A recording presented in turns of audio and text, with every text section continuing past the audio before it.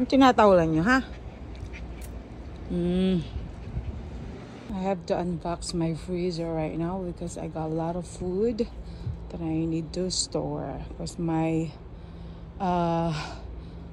3 refrigerators are already full. Sorry. So right now I got my freezer right here. Actually, I have 2 refrigerators and 1 freezer already. So now I got another freezer right here. Right here.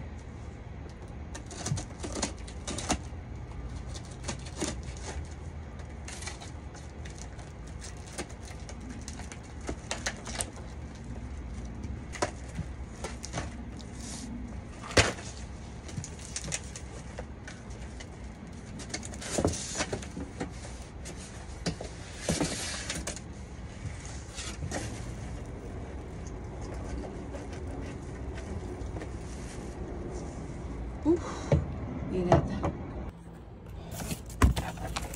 Ayan. Ito na siya. Ayan, malalim, malaki. So I can put a lot of meat and other stuff, frozen food right here.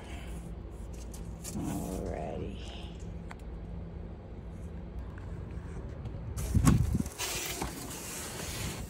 Ayan, so ganyan siya kalaki. Malaki siya, mataas.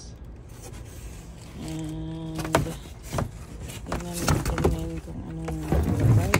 Ayun. So marami na akong nailagay doon. Punong-puno na rin. Sa loob, mga karne, mga prutas, mga anik-anik. So, ayan guys. Alright, so lagay ko na lang dito. Ayan,